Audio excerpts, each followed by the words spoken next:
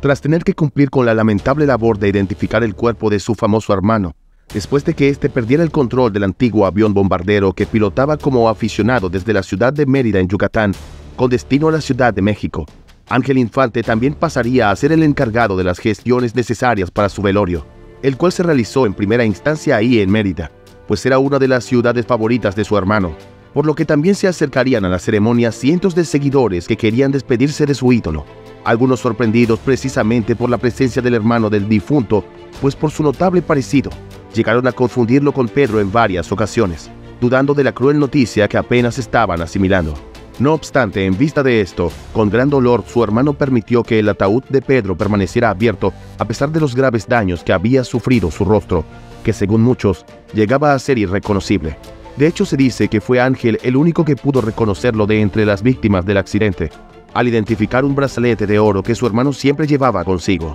De tal forma, Ángel Infante se encargó de complacer a los fieles admiradores de su hermano en dicha ciudad, quienes detenían frente a sus restos rodeado de cirios y una cruz de Jesús, llorando y orando durante horas. En muchos casos, incluso se necesitó apoyo de agentes de seguridad de la funeraria para alejar a los fanáticos que no dejaban de abrazar el ataúd para dar paso a otras personas. Encabezando todo el protocolo, aún en lágrima, el hermano mayor del ídolo de México también acompañaría el ataúd en un avión que lo llevaría a la Ciudad de México, donde fue recibido en medio del caos debido a la cantidad de personas reunidas en el aeropuerto. Desde niños hasta adultos mayores, todos lloraban la pérdida del gran actor que durante años cautivó a generaciones a través de la pantalla grande. Su hermano también escoltaría su ataúd hasta el Teatro Jorge Negrete, donde se congregaron otros miles de admiradores, quienes muchos de ellos, además del dolor por la pérdida, terminarían sufriendo de insolación, desmayos, crisis nerviosas y hasta golpes para poder abrirse paso entre la multitud,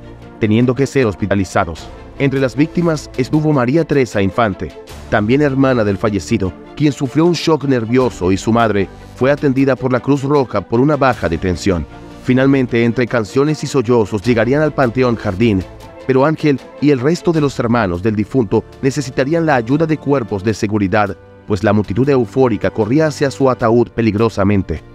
Hasta que por fin, entre las voces de grupos de mariachis que entonaban Amorcito Corazón, el ataúd del rey de las rancheras fue sepultado. Y es que más allá de tratarse de su hermano, encargarse de toda su ceremonia de despedida sería lo menos que Ángel pudo hacer después de que Pedro se convirtiera en el sustento principal de su familia, padres, hermanos y hasta sobrinos, entre los que sumaban hasta 30 personas. Dicho esto, Ángel Infante sería uno de los pocos familiares que contaba con sus propios ingresos y medios, precisamente gracias al apoyo que había tenido en los últimos años por parte de Pedro, pero no monetariamente, sino apadrinándolo en su incursión en la actuación. Es por esto que hace falta repasar cómo llegaría Ángel Infante también a las pantallas del cine, y esa relación que mantuvo con su hermano y que haría aún más difícil sobrellevar su pérdida. Nació el 1 de octubre de 1914 en el estado mexicano de Nayarit, José Ángel Infante Cruz. Aunque mantenía un cargo en la Secretaría de Comunicaciones y Obras Públicas, tras ser el primero en apoyar a Pedro cuando llegó a la Ciudad de México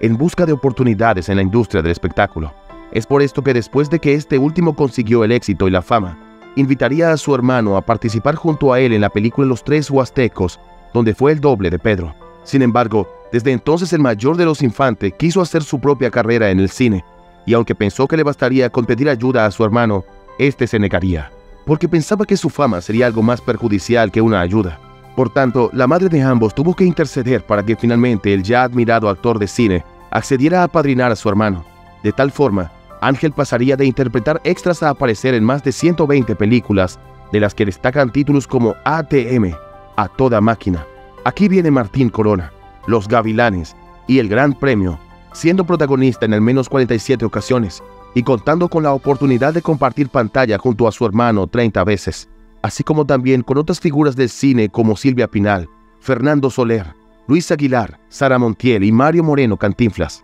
Por otra parte, también se desarrolló musicalmente, en solitario y en dúo junto a su hermano, con quien grabaría temas populares como Nocturnal y Maldita sea mi suerte. Pero algo de razón tendría Pedro, pues tras años de trabajo, Ángel seguía sin alcanzar la misma popularidad e incluso llegó a ser criticado por admiradores de su hermano, quienes aseguraban que, aunque tenían un gran parecido, no era capaz de demostrar el mismo talento actoral. Y es que a pesar de que sí tenía habilidades, Esta comparación siempre le pesó. En vista de esto, Pedro le aconsejó que aceptara papeles de antagonista para figurar más en la pantalla, y a su vez que buscara su propio estilo y no intentara copiarlo a él. Pero Ángel se negó. Él quería ser el tipo de ídolo en el que se había convertido su hermano, y nunca quiso ser antagonista en ninguna producción. De cualquier forma, supo mantenerse en la industria y gracias a esto conocería a la actriz Esther Luquín, con quien se casaría al poco tiempo, y juntos llegaron a tener 5 hijos, aunque terminarían separándose. Después mantendría una relación con Consuelo López,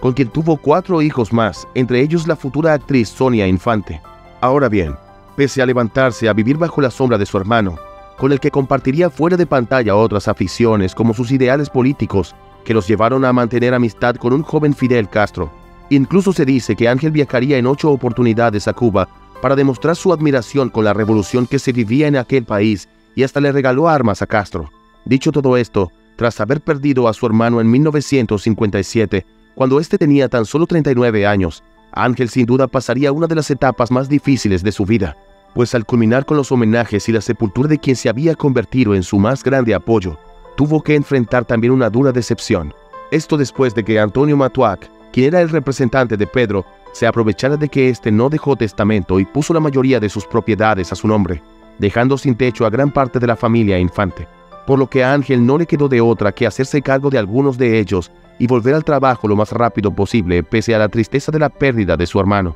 Hacía tan solo días de haberlo despedido, Ángel grabaría el tema A mi hermano Pedro, con el que no solo tocaría el corazón de miles de fanáticos del ídolo mexicano, sino que le serviría también para retomar su lugar en la industria cinematográfica, en la que finalmente accedería a interpretar papeles antagónicos, tal y como su hermano le aconsejó, manteniendo así hasta los 70s una carrera admirable en la que curiosamente terminaría compartiendo pantalla y siendo el interés amoroso del papel que interpretó Irma Dorantes, quien había sido la última pareja de Pedro antes de fallecer. Esto en la película El Gran Premio, donde ambos participarían justo un año después de haber despedido a el ídolo de Guamúchil. Tristemente, sin mucha gloria a pesar de su amplia trayectoria, Ángel pasaría sus últimos años luchando contra la diabetes mellitus, una enfermedad crónica que lo obligó a dejar su trabajo a inicios de 1975, pues comenzó a experimentar visión borrosa y fatiga, lo que lo llevó a sufrir una grave caída en un set de grabación cuando intentó subirse a un caballo. Y pese a que durante años se sometió a tratamientos y exhaustivas dietas para contrarrestar el avance de la enfermedad,